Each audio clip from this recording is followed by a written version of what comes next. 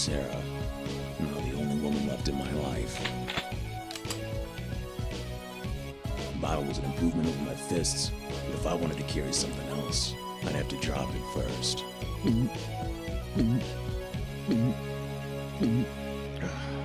It was cheap shit.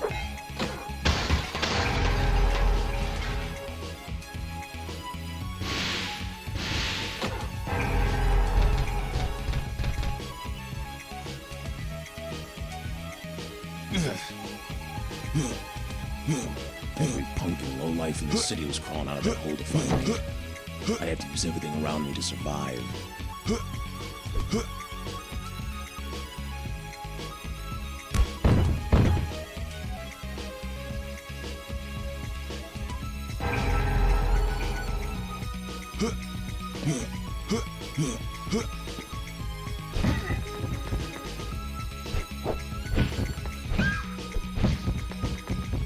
Things were gonna get pretty hairy from here on out. I picked up the phone and dialed the only man I could trust, Flynn Hager, former fellow officer turned amateur pro wrestler. He was just the sort of friend I needed.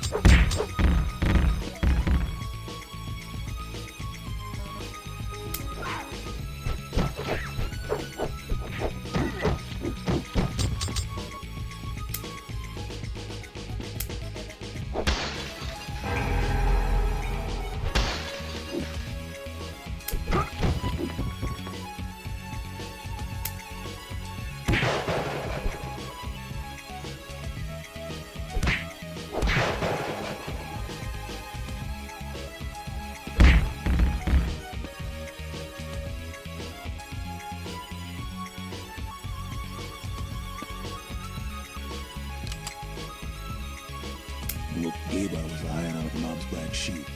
One Jerry Marconi, flagrant homosexual. Nothing goes down in this neighborhood without passing his ears, and he had some information I needed.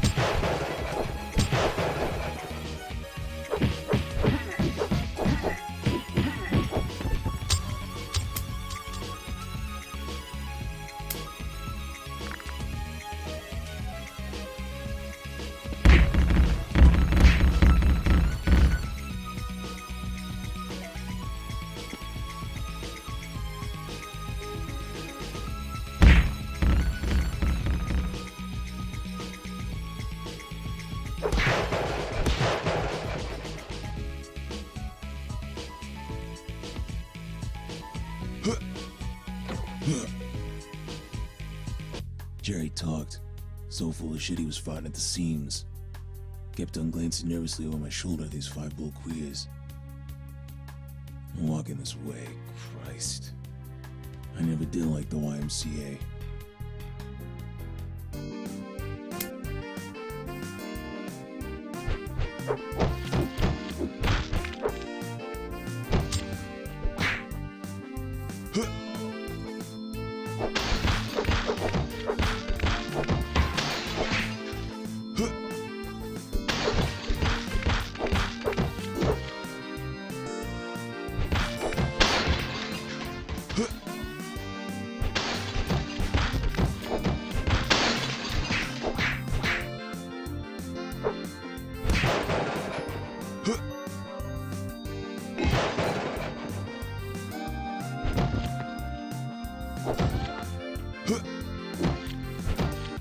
Barman was real loquacious after I dusted his fuck buddies.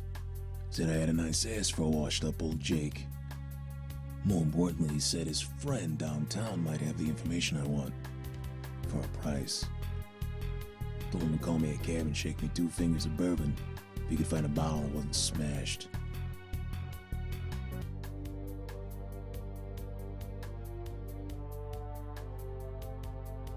Cab was waiting for me out back, but something didn't sit right. I'd have to decide if I wanted to follow Marconi's step and take the cab or ignore his advice. Mom's not well known for their honesty. Only there was some way I could beat the information.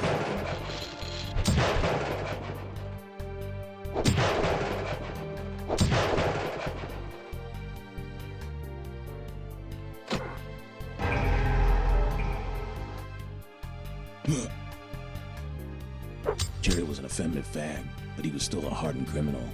Trashing him would net me nothing. Perhaps his car might make a good bargaining chip.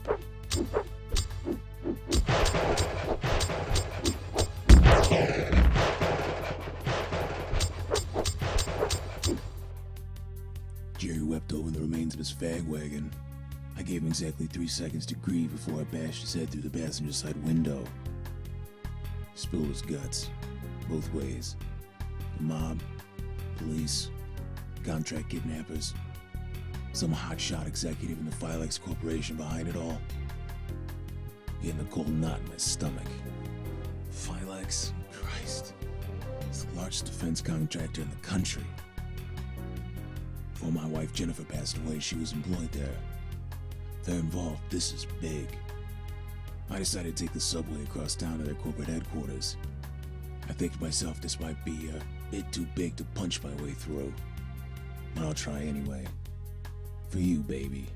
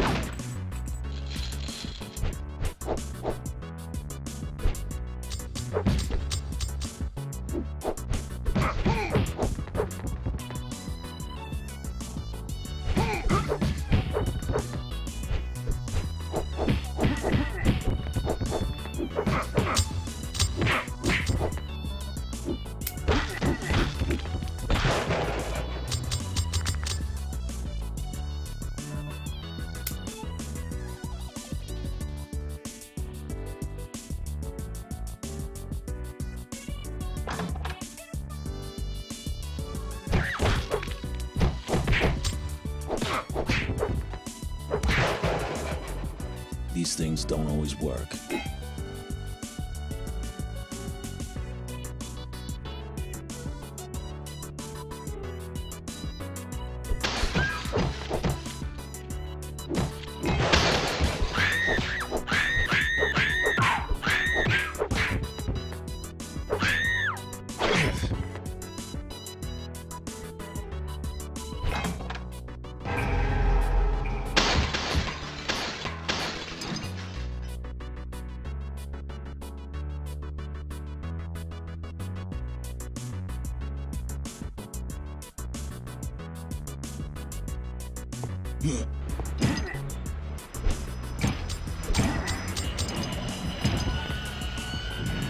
Things are gonna get pretty hairy from here on out. I picked up the phone and dialed the only man I could trust, Flynn Hacker, former fellow officer turned amateur pro wrestler. He was just the sort of friend I needed.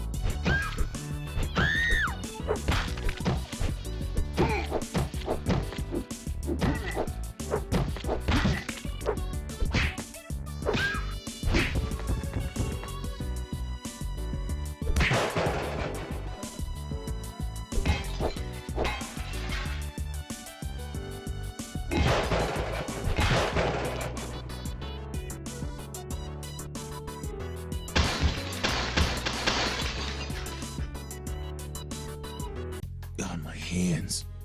My hands are covered in blood. I don't even know if it's my blood or not. To hell with it. Doesn't matter. Let it bleed.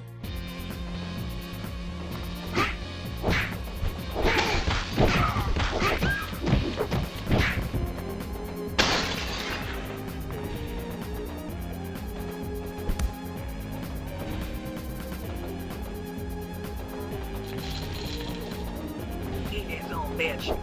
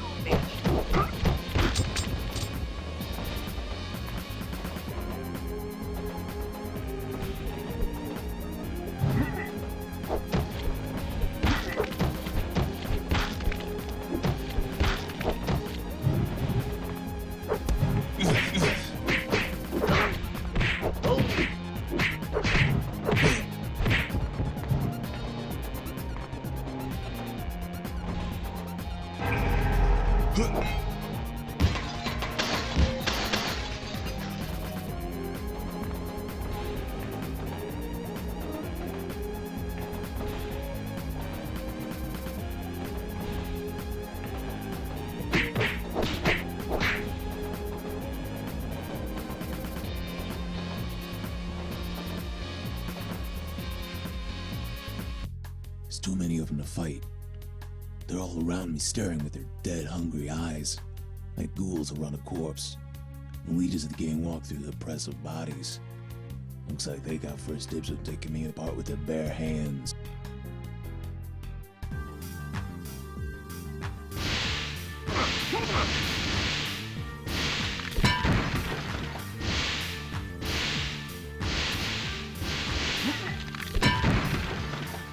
The gang leader's lifeless bodies crumble to the floor in a bloody heap. I'm breathing heavily, covered in their blood, waiting for the next thug to step in. Lucky for me, sirens in the distance trigger their retreat. I'd like to think I had something to do with it. I pull myself up the subway steps and find myself standing at the Philex building. I'll either leave with my daughter or in a pine nut box. I'll have no other way.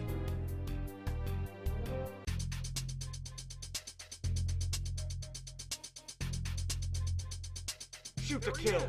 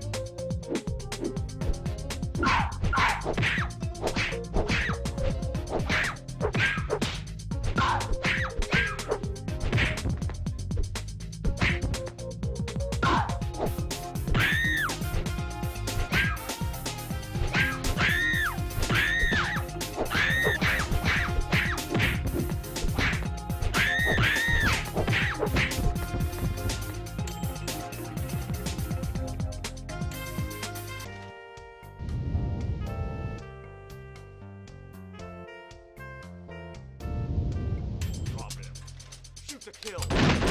Wait on your weapon!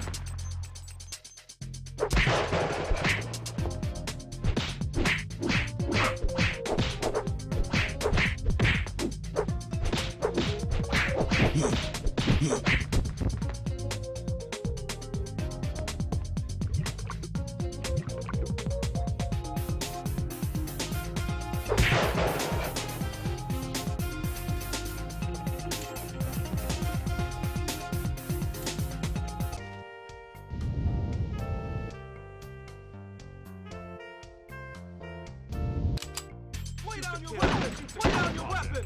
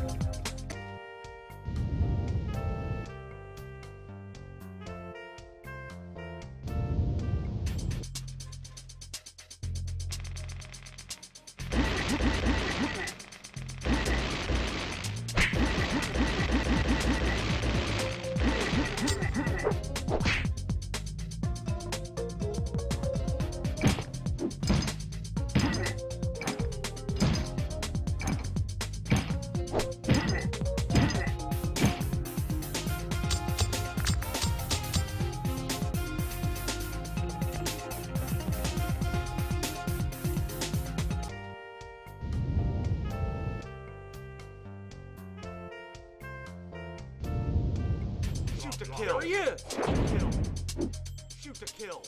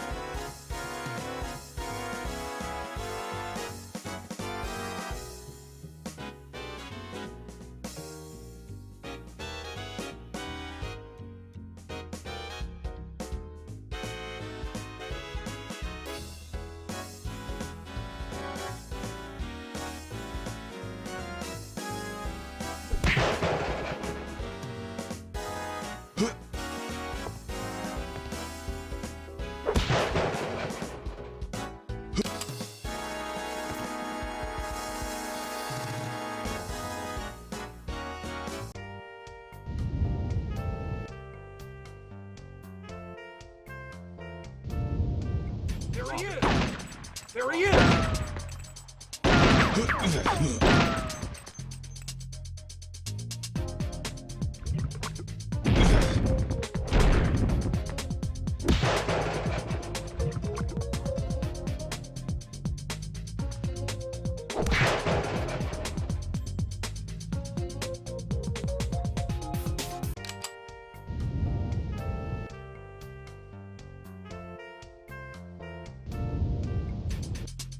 down your weapon!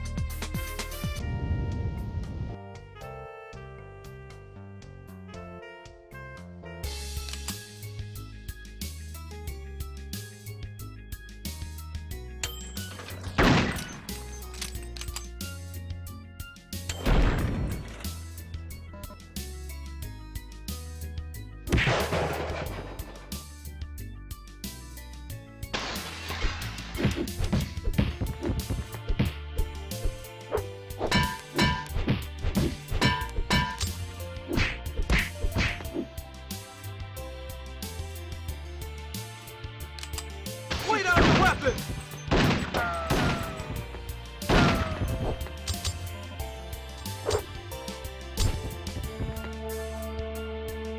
There he is!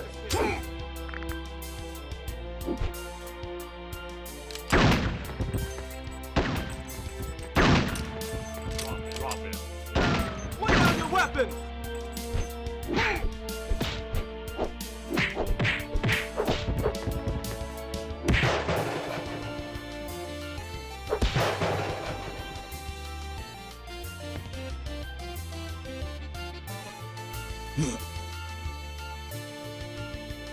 Shoot to kill.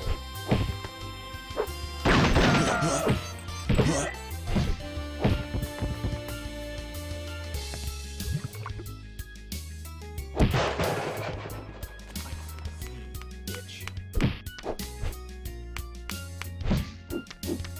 No.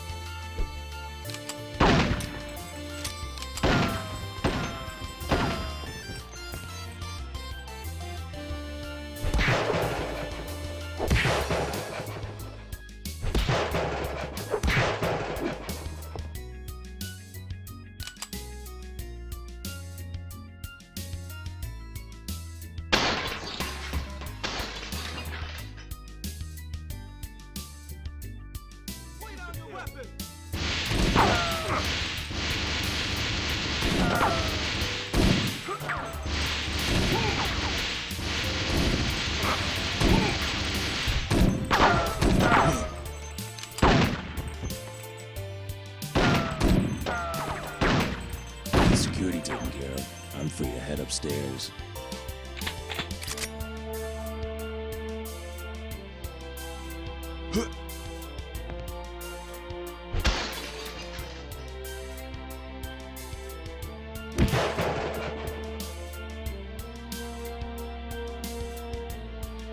Peter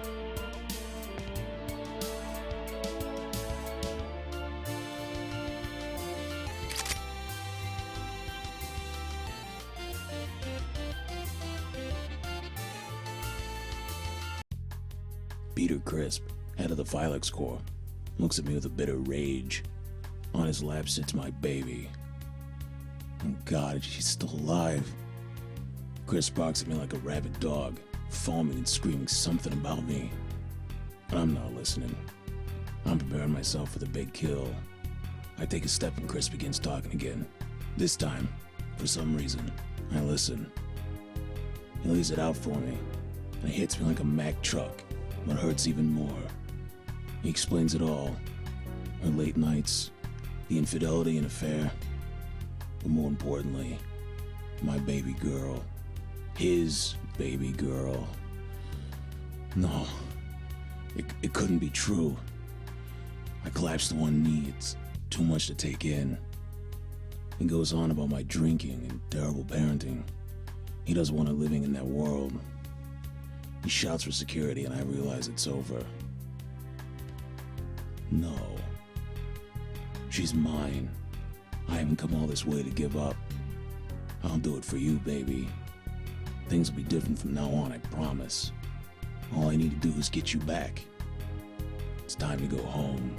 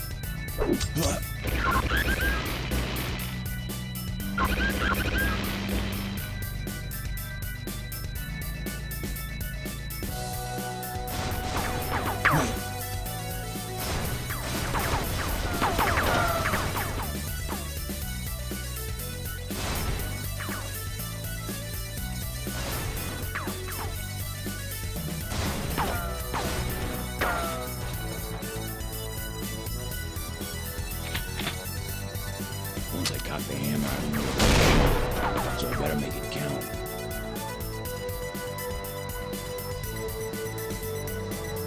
The cannonball tears at the helicopter, sending it spiraling out of control. During the commotion, a shrill scream comes from Crisp.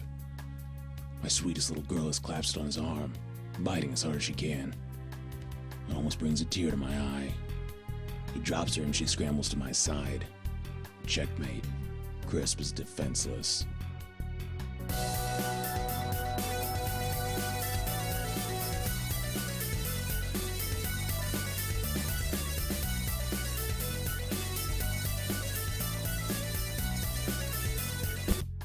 The crack from the punch echoes in the room and Crisp reels backwards in his chair, falling through the shattered pane behind him. He only had a short way to drop. The chopper blades broke his fall, and everything else.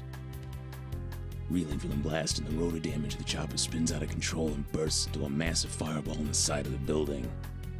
My daughter rushes to my side and nearly suffocates me with a powerful hug. Swath of destruction and murders doesn't exactly go unnoticed. Rage-induced violence helped me retrieve my daughter, but I was going to pay the price. They throw me in jail and place my daughter in foster care. During the investigation, she was quick to tell the authorities some made-up bullshit about Chris being a pedophile who'd kidnapped her and planned to rape her. Good girl. I don't know what she learned about rape and pedophiles, but those cop dramas must be good for something. Crisp's family and estate, in order to protect their father's good name, paid for my release. And there was silence. She testified against her biological father to save me, and all the Christmases in the world wouldn't be enough to repay her. But I'd try. Things will be different this time around. Someone seemed fit to give me a second chance at parenting, and god damn it, I would do it right this time.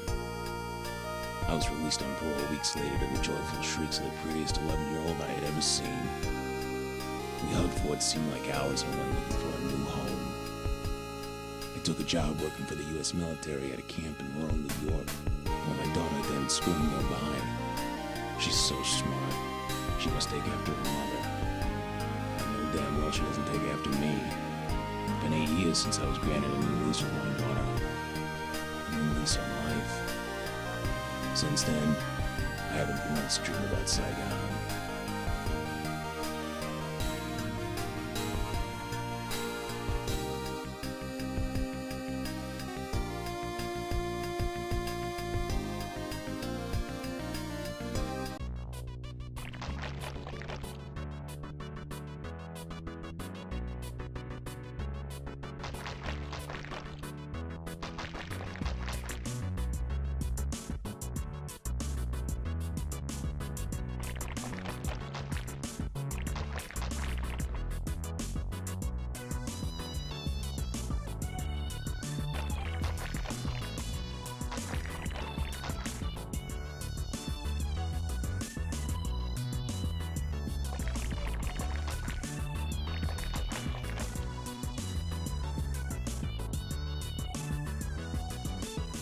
Vigilante, time to up the ante.